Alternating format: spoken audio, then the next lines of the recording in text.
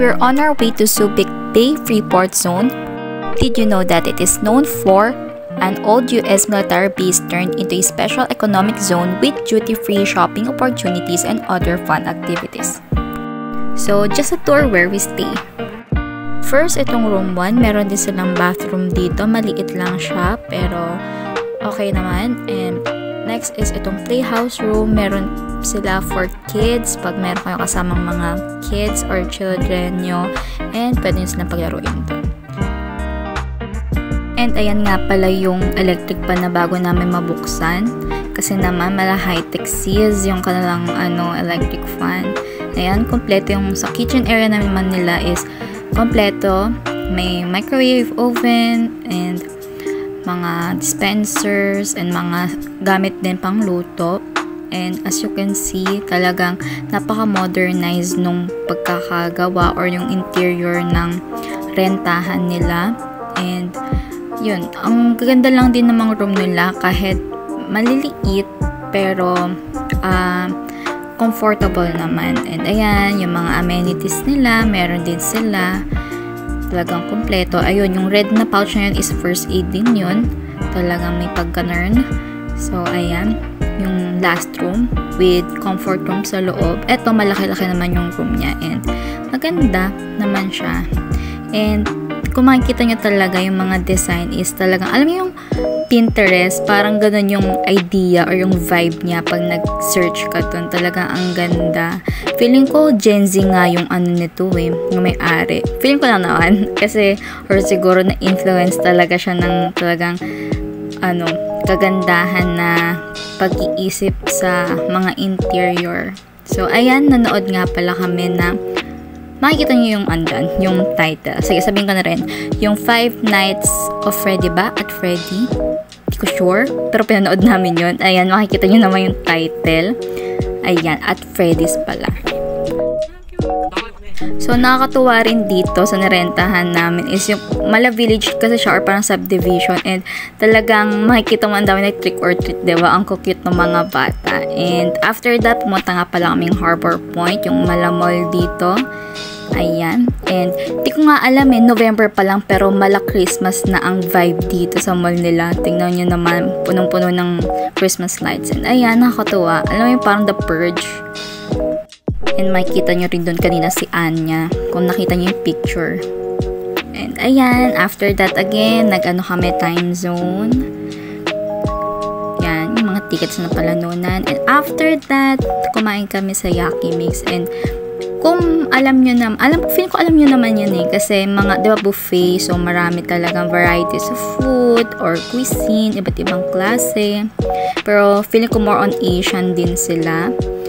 Ayan, may panghalo-halo, mga Filipino vibe, and yung mga raw meats nila.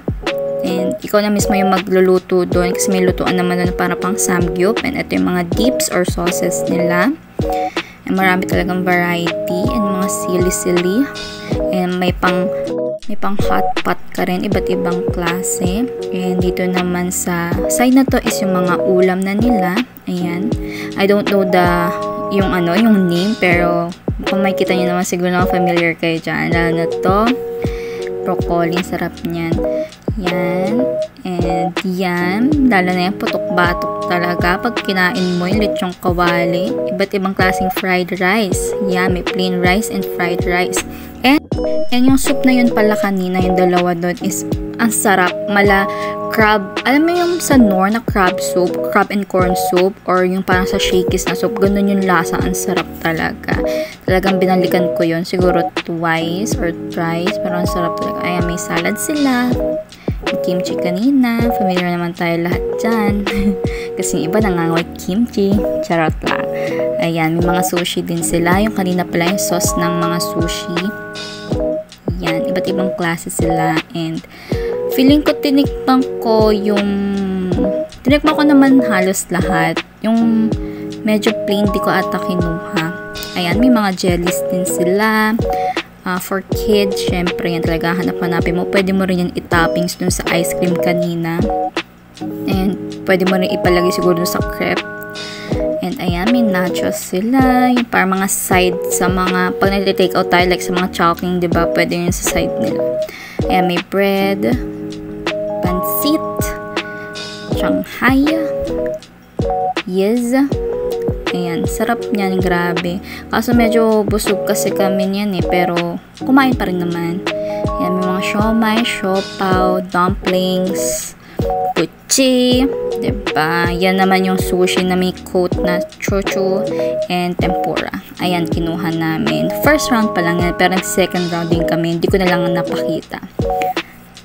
And at that time, syempre on the way home na kami, and nakita ko na naman yan na nadaanan namin. Ang ganda talaga. And super nakaka-attract talaga ng mga tao kasi tingnan mo na yung mga design, I mean, kasi as in sa mga kids lalo, may enjoy nila yan. Parang ang sarap sa mata yan. Parang feel mo na talaga yung Christmas, ganun. Ayan, sa village na inanuhan namin is ang ganda kasi ipaganyan sila ang bongga kasi alam niyo ba yung Walking Dead? Parang ganun yung vibe niya. May mga zombie, may mga dugo-dugo pa yung mga cars. Talagang effort talaga, be. So, ayan, di nagpatalo yung doon sa part namin. Meron pa hanging na kinemberlo, and ayan. At nag-ano pa nga yung ano dyan eh, I know. Parang nag-click-click pa yung light namin doon.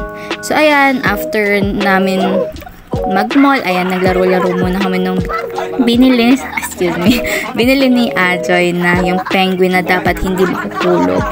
So, ayan. Talaga namang todo ano kami dyan. Kasi ang punishment kasi dyan is, ano ba na pag-usapan namin? Alam ko parang sasayaw ng water. So, ayun. Sige.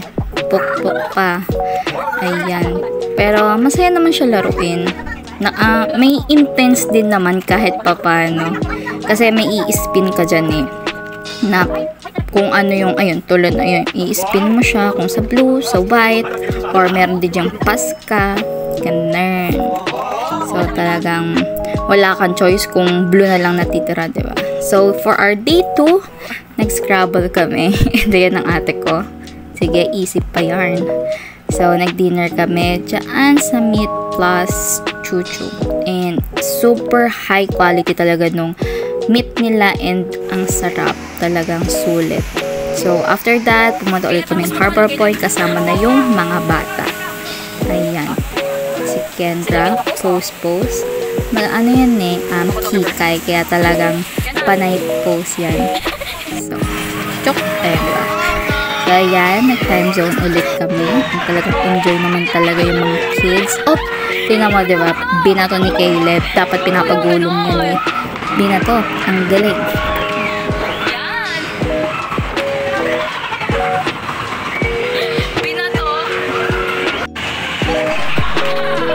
Isa pa dito, dapat isushoot doon. Talaga naman itong si Caleb o talaga naman pinagbabato yun nasa taas ibis na ishoot doon. So, sige, mapagod ka dyan. Hindi ganyan yung laro, bebe.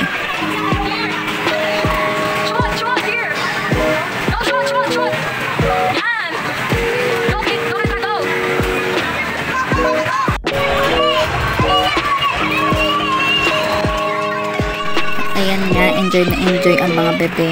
Lalo na yung si Caleb kasi mahilig yan sa mga baril-baril. Ewan nga ba't niya na-enjoy tong zombies at ano yan eh, takot yan eh. So, ayun. Enjoy siya. Tingnan nyo naman oh. Nakanganga pa habang naglalaro.